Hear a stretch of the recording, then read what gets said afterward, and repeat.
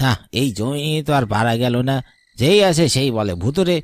কিন্তু আজ অবধি আমি তো কোনো কিছুই দেখলাম না। যে করেই হোক এই জমির একখানা বিহিত করতেই হবে আমাকে। জমিটা যে করেই হোক এ মাসের মধ্যেই আমাকে বিক্রি করতে হবে। হ্যাঁ, তা আগে কবরস্থান ছিল তাই বলে এখানে আসতে ভয় পায়, কিন্তু তাই বলে গাঁজাখুরি শয়তানের গল্প দেবে? এই একটা জমি গলার কাঁটা হয়ে রয়েছে, অন্য সকল জমি বিক্রি হয়ে গেছে, কিন্তু এই জমির জন্য আমাকে বসে থাকতে হচ্ছে। আমাকে যে করেই হোক এই জমির কোনো একটা খদ্দের বের করতেই হবে। কে রে, তুই আমার অনুমতি ছাড়া আমার জমি বিক্রি করে দিবি? কিন্তু আমার এই জমি তো আমি ছাড়বো না। এই কে কে কথা বললো? আমি কি ঠিক শুনলাম নাকি ভুল শুনলাম? পেছন থেকে কে একটা কথা বললো? তার মানে লোকে সত্যি কথা বলে। একবার পিছনে ঘুরে তাকাবো, না থাক এরপর কি না কি হবে। এর চেয়ে বরং আমি এখান থেকে পালাই। পালিয়ে যাবি কোথায়? পালিয়ে যাবি কোথায় আমার থেকে? আমার এখান থেকে কেউ পালাতে পারবে না, কেউ না।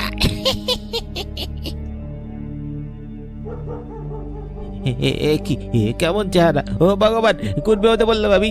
জমিটা কিনে দেখি বড্ড মুশকিলে পড়ে গেলাম। এখন কি করবো? আমার জমি কাউকেই বিক্রি করতে আমি দেব না। এই জমির মালিক আমি। এই জমিতে লোকেরা এককালে কবর দিত, গণকবরে পরিণত হয়ে গেছিল এই জায়গা। এরপর তুই এসে এই জমি বিক্রি করার চেষ্টা করছিস। এখানে আমার মতন হাজারো লাশ পড়ে আছে যারা এই বিক্রি করাটা পছন্দ করছে না। ভালোই ভালো বলছি, আমার জমির ত্রিসীমানা থেকে বের হয়ে যা। ঝড়ে বংশে নির্বংশ হয়ে যাবে, কিন্তু আমি কিন্তু কাউকে ছাড়বো নাই বলে দিচ্ছি। না না, এখানে আর বসে থাকলে চলবে না, আমি পালাই বাবা। এখন পালাচ্ছিস কোথায়? তবে মনে রাখিস, আমার এই জমি যদি বিক্রি করার চেষ্টা করিস তাহলে তুই ঝড়ে নির্বংশ হয়ে যাবি। পালা এখান থেকে। মন খারাপ করে আর কি হবে আমায় বলতে পারো? বলি, তোমার কি কোনো দোষ ছিল এতে? যা দোষ করেছে তা ওই শয়তান জমিদার করেছে, তোমার কোনো দোষ নেই। আমার এতদিনের এত পরিশ্রমের এই হোটেল বন্ধ হয়ে গেল তাই বলে? আমার তো ওই হোটেল ছাড়া কোনো কিছুই নেই। বলি, তুমি এত নিরাশ কেন হচ্ছ শুনি? তুমি যা টাকা পেয়েছো তাতে করে নতুন একখানা হোটেল খুলে তুমি অনায়াসেই ব্যবসা করতে পারবে। যা বুঝো না সেটা নিয়ে কথা বলো না তো গিন্নি। তুমি জানো একখানা হোটেল করতে কত খরচ পড়ে, কত সময় আর কত পরিশ্রম দরকার হয়। এই হোটেলটা আমি তৈরি করতে কত পরিশ্রম করেছি। একটা নতুন জায়গায় হোটেল করে খদ্দেরগুলোকে সেই জায়গায় নিয়ে যাওয়া চারটিখানি কথা। কিন্তু এছাড়া কি আর কোনো উপায় আছে? তোমাকে তো সেই হোটেলই করতে হবে নতুন করে। এখন আর মন খারাপ করে শুধু শুধু সময় নষ্ট না করে যেটা কাজের কাজ সেটা করো গিয়ে। কথা অবশ্য মন্দ বলনি। আমি একটা দালালের সাথে কথা বলে রেখেছি, জলের দরে একটা জমি অবশ্য পাওয়া গেছে। ভাবছি সেটা চটপট কি। আপনার প্রিয় গেম আপনাকে দিতে পারে অর্থ উপার্জনের সুবর্ণ সুযোগ। জানতে চান কিভাবে? তাহলে প্রস্তুত হয়ে যান গেমিং দুনিয়ার নতুন জগতে প্রবেশের জন্য। আর ক্রিকেক্সের মাধ্যমে এটি এখন বাস্তব। এই চ্যাম্পিয়ন্স ট্রফিতে মাত্র 500 টাকা ডিপোজিট করে জিততে পারেন আকর্ষণীয় পুরস্কার 11,000 টাকা পর্যন্ত। অ্যাপে রেজিস্ট্রেশন করে অ্যাকাউন্ট ভেরিফাই করলেই পাচ্ছেন 50টি ফ্রি স্পিন। মাত্র 500 টাকা ডিপোজিট করুন এবং ইনস্ট্যান্ট পেয়ে যান 300 টাকা বোনাস।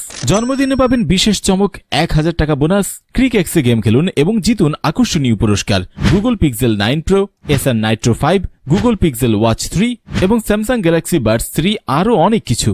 আপনার জেতা টাকা তুলুন নিরাপদ উপায়ে। বিকাশ, নগদ, রকেট উপায় এবং ভারতে ফোনপে, গুগল পে, ইউপিআই এর মাধ্যমে লেনদেন করুন দ্রুত এবং নিশ্চিন্তে। তো পিন করা কমেন্ট থেকে বিনামূল্যে ক্রিকেক্স অ্যাপে রেজিস্ট্রেশন করুন এবং উপার্জনের যাত্রা শুরু করুন। কিনে হোটেলের কাজটা সেরে ফেলবো। এখন যত তাড়াতাড়ি হোটেলের কাজ শুরু করতে পারবো তত তাড়াতাড়ি হোটেলের কাজ শেষ হয়ে যাবে। তাহলে তাড়াতাড়ি সেটাই করো। বাহ, জমি তো দেখে বেশ ভালোই মনে হচ্ছে। তা কোনো অসুবিধা নেই তো এখানে? অসুবিধা? আরে কোনো অসুবিধা নেই এখানে। আপনি কোনো চিন্তাই করবেন না বাবু, জমি একেবারে পাক্কা। যাক, ভালো হলেই তো ভালো। অনেকে আজকাল তো ভালো জমি বলে পচা জমি বিক্রি করে। আমি অবশ্য একটা হোটেল বানানোর জন্য জমি কিনতে এসেছি, পরে আবার কোনো খুদ বের হবে না তো জমিতে? আগে না না বাবু, এই জমিতে কোনো অসুবিধা নেই। এরকম কম টাকায় এত ভালো খাসা একটা জমি কোথাও পাবেননি। আপনি আর চিন্তা ভাবনা না করে কিনেই নিন। তো জমির মালিক এখন কোথায় আছে? জমি কেনার সময় তিনি থাকবেন তো? জমির মালিক সাথে থাকলে একটা ভরসা পাই জমি কিনতে। এই জমির মালিক থাকলে কি আর এই জমির দায়ভার আমি নিজের কাঁধে নিতাম নাকি? অপয়া অনামুখ একখানা জমি, জীবনের কি পাপ করেছিলাম যে এরকম একটা জমি আমার গলায় এসে চলল। এবার এটাকে কোনো মতে পার করতে পারলেই বাঁচি। কি হে, ফ্যালফ্যাল করে চেয়ে আছো যে? জমির মালিক কোথায়? এই যে জমির মালিক তো নেই বাবু, জমির মালিক এই গ্রামে থাকে না, মানে এই শহরে থাকে আর কি। আমার কাছে জমির সব দলিলপত্র বুঝিয়ে দিয়ে গেছেন। তবে আপনি কোনো চিন্তা করবেন নি, আমি আপনাকে ঠকাবো না। এই জমির আসল দলিল কাগজপত্র সব কিছু আপনার নামেই করে দেবো। ওসব নিয়ে আপনাকে একদম ভাবতে হবে না, আপনি নিশ্চিন্তে জমি কিনে নিতে পারেন বাবু। হ্যাঁ, আমারও এখন জমিটা খুবই দরকার। আমিও সবকিছু ঠিক মতো জেনে বুঝেই তারপরেই নিতাম। জমিটা যত তাড়াতাড়ি সম্ভব আমার নামে করে দেওয়ার ব্যবস্থা করো। এখানে ভালো হোটেল বানাতে চাই, তাই এখানে খদ্দের কেমন হবে? লোকজন যাতায়াত করে ভালো মতন তো? ওইসব নিয়ে একদম চিন্তা ভাবনা করবেন না বাবু, হোটেল বানানোর পর সকলে জানলে নিশ্চয়ই আসবে।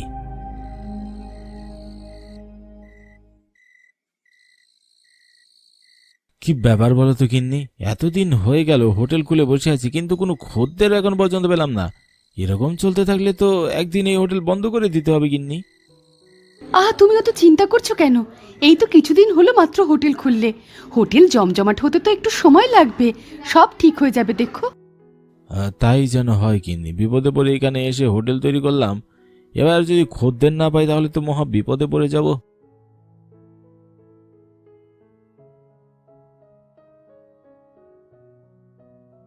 এখানে কি কেউ আছো? আরে আসুন আসুন, আপনারা দুজনে কি এখানে থাকবেন? আমরা এসেছিলাম পূবগাঁয়ের কালী মন্দির দর্শন করতে, কিন্তু পথে এত দেরি হয়ে গেল যে সেখানে পৌঁছতেই পারলাম না। আর এদিকে এত রাত হয়ে গেল যে পথ চিনে যেতেও পারবো না। আর তাহলে কি আপনাদের এক রাতের জন্য ঘর দরকার? হ্যাঁ বাচ্চা, একটি রাত কাটিয়ে দিতে পারলেই হবে। অনেক খোঁজে তারপরে এই গায়ে একখানা হোটেল পেয়েছি। আজকে রাতে কোনো মতে কাটিয়ে দিতে পারলেই হবে। হ্যাঁ, কেন বাবু, তোমাদের এখানে বুঝি এক রাতের জন্য ঘর ভাড়া হয় না? না না মেসোমশাই, সেরকম কোনো ব্যাপার না। আপনারা নিশ্চিন্তে এখানে থাকতে পারেন, থাকা খাওয়ার কোনো অসুবিধা হবে না, আমি কথা দিচ্ছি। তাহলে বাচ্চা আমাদের একখানা ঘর দিয়েই দাও। আচ্ছা বেশ গঙ্গা, তুমি ওদেরকে ঠিক মতন ঘর বুঝিয়ে দাও। একেই কোনো খদ্দের আসছিল না, তাও এই দুজন এলো বুড়া বুড়ি, তাও আবার এক রাতের জন্যে।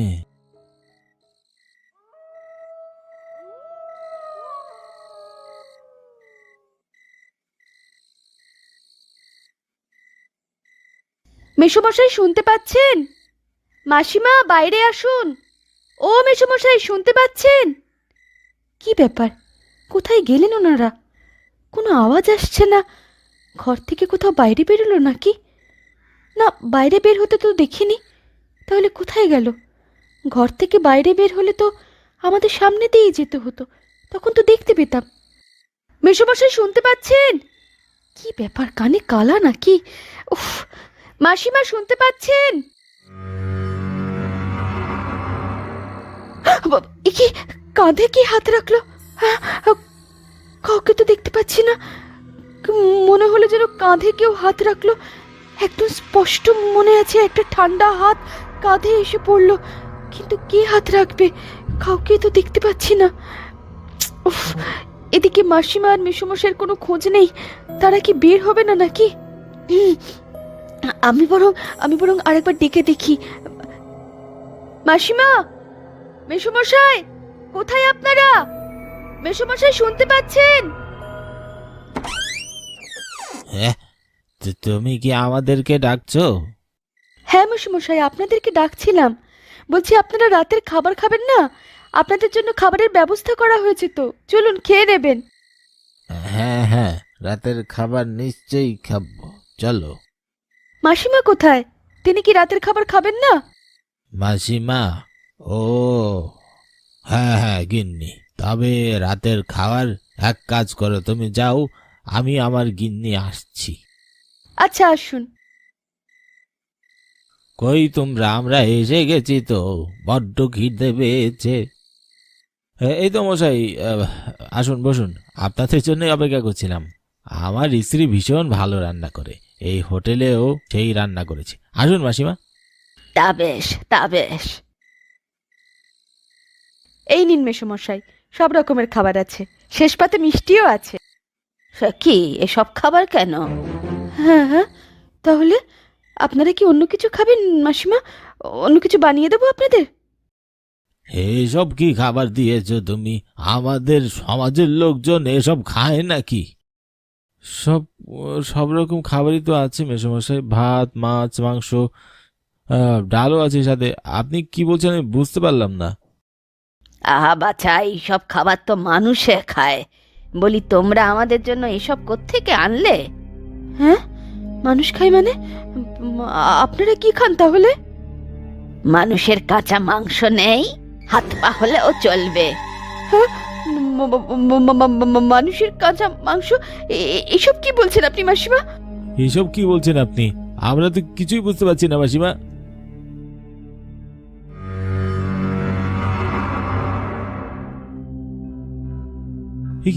এসব কি হচ্ছে? আমার মাথায় তো কিছুই ঢুকছে না। ওগো, তুমি বুঝতে পারছো না? আমরা ভূতের পাল্লায় পড়েছি। এরা কেউ মানুষ নয়, শিগগির পালাও এখান থেকে, নইলে মারা পড়বো। শিগগির পালাও এখান থেকে। তোদের এত বড় সাহস, তোরা আমাদের কবরের জায়গায় এসে হোটেল বানিয়েছিস? আজ তোদের আমি ছাড়বো না, আজ তোদের মেরেই রক্ত খাবো। ধরো এই ছোকরা ছোকরিটাকে, ধরো, আজ তোদের রক্ত খাবো। আমাদের জায়গায় এসে হোটেল বানিয়েছি, হ্যাঁ?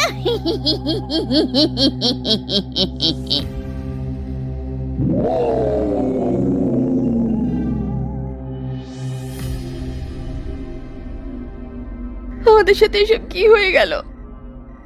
আমার মাথায় কিচ্ছু ঢুকছে না। আমি শেষ কিনা ভূতেদের হোটেল ভাড়া দিলাম।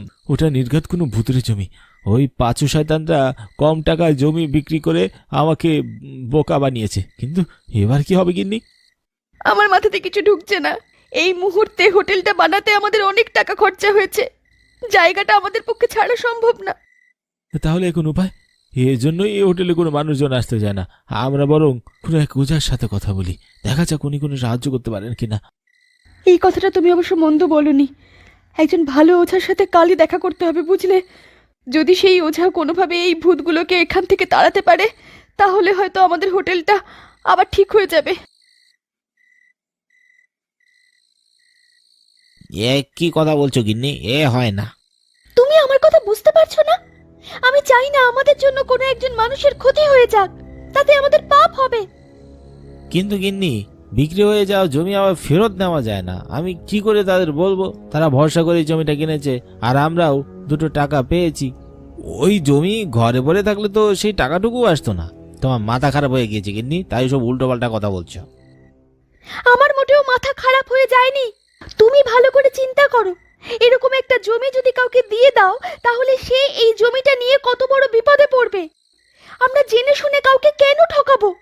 তুমি দয়া করে এইসব নিয়ে আর বেশি বাড়াবাড়ি করো না। তুমি যে করেই হোক এই জমিটা আবার ফেরত নেওয়ার ব্যবস্থা করো। পারবো না। এখন সেই জমি নিতে গেলে কত টাকা হাতে আসবে তুমি জানো? তুমি ওসব নিয়ে বেশি চিন্তা করো না। দেখো, কিছুদিন পর আমাদের সন্তান হতে চলেছে। আমি সেই অনাগত সন্তানের দিব্যি কেটে তোমাকে বললাম, তুমি এভাবে জেনে শুনে কারো ক্ষতি করো না গো। প্রয়োজনে আমাদের কটা টাকা না হয় আমরা ফিরিয়ে দেব, কিন্তু তুমি দয়া করে মানুষকে ঠকিও না। আর এরপরেও যদি তুমি আমার কথা না শোনো, তাহলে আমার সাথে সাথে আমার পেটের সন্তানেরও ক্ষতি হয়ে যাবে। মরার পর ভগবান ছেড়ে কথা কইবে না। আচ্ছা, জ্বালাতনে বললাম তো। এবার ওই পাঁচুকে খুঁজে বের করতে হবে, তারপরে সেই জমির মালিকের সাথে কথা বলতে হবে। এরপরে কপালে কি আছে কে জানে। কিন্তু গিন্নি, আমি তোমায় বলে দিলাম, ওই জমির মালিক যদি আমি খুঁজে না পাই, তাহলে কিন্তু আমি ওই জমি ফিরিয়ে নেব না। আচ্ছা বেশ, তাই হবে। তুমি কালই যাবে পাঁচুর সাথে গিয়ে কথা বলতে।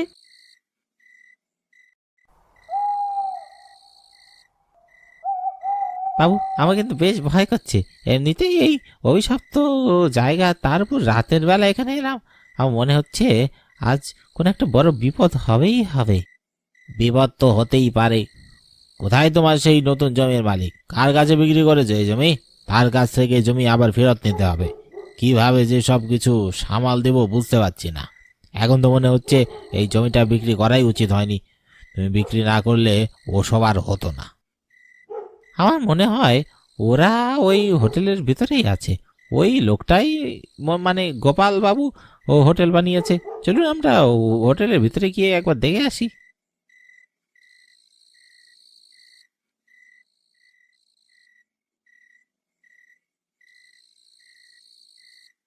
কি ব্যাপার, হোটেলের ভিতরে কি কেউ আছো নাকি?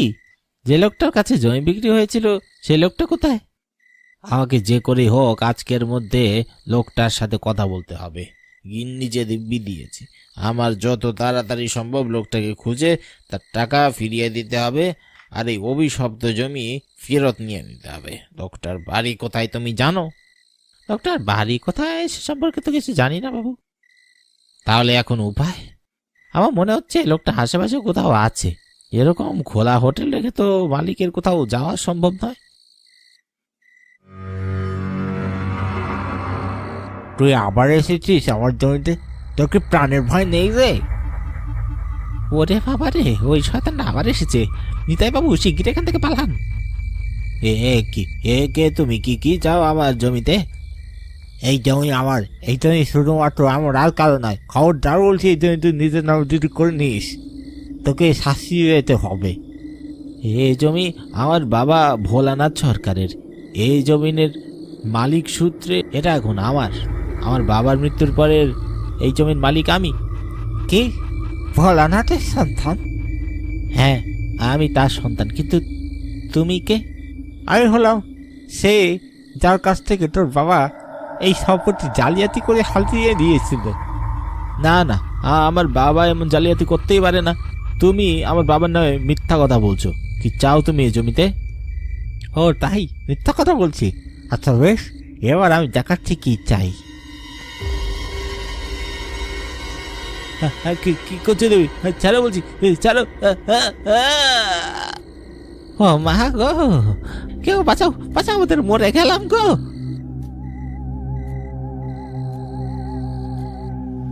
সাবধান হয়ে যা, ছেড়ে দে বলছি ওদের দুজনকে, ছেড়ে দে। না ছাড়বো না, ও প্রতারক ভোলানাথের সরকার, ওকে আমি মারবই। ছাড়বি না? এই নে।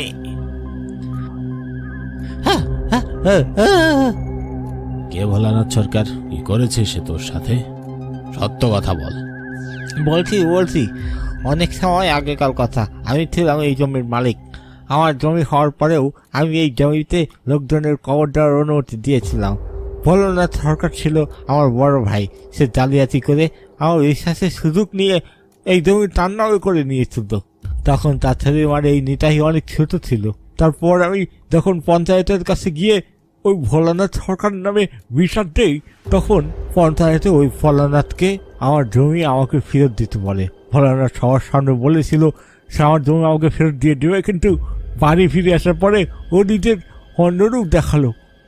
আমাকে ওর ভাড়া করা লোকজন দিয়ে নির্মমভাবে হত্যা করলো, আর আমার লাশকে কবরস্থানে দাফন করে দিল। তার কিছুদিন পর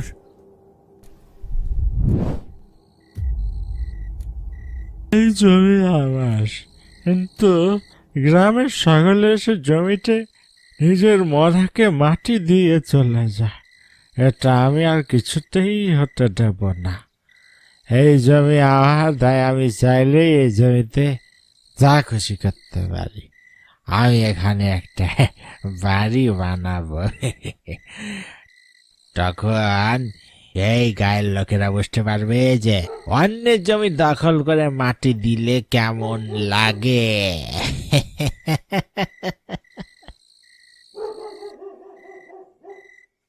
তাহলে তো তোকে বুঝতেই হবে অন্যের জমি দখল করে নিতে কেমন লাগে। কে কথা বলছি? সামনে আয় বলছি।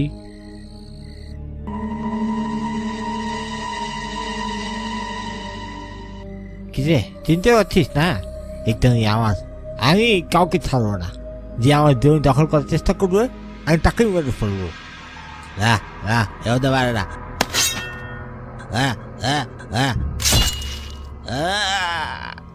তুই তো ভোলাকে মেরে ফেলেছিস, তোর প্রতিশোধ নেওয়া হয়ে গিয়েছে। এবার তুই এই জায়গা ছেড়ে অন্য কোথাও চলে যা। কোনো মানুষ মৃত্যুর পর এই পৃথিবীতে থাকতে পারে না। এটা এখন তোর জায়গা নয়। তুই নিজেকে মুক্ত করে দে। তোর মৃত্যু হয়েছে, কিন্তু নিতাইয়ের তো কোনো দোষ ছিল না। সবাইকে ছেড়ে দে। এখানে যে হোটেল বানিয়েছে তাকে শান্তিতে তার কাজ করতে দে। এই দুনিয়া ছেড়ে এবার তুই নিজের দুনিয়ায় ফিরে যা, নয় আমি তোর শাস্তির ব্যবস্থা করব। আচ্ছা বেশ, আমি চলে যাচ্ছি। আজ থেকে এই জমি মুক্ত। আমি আর কাউকে জ্বালাতন করব না। এই জমি যার, সে আরামে থাকতে পারবে।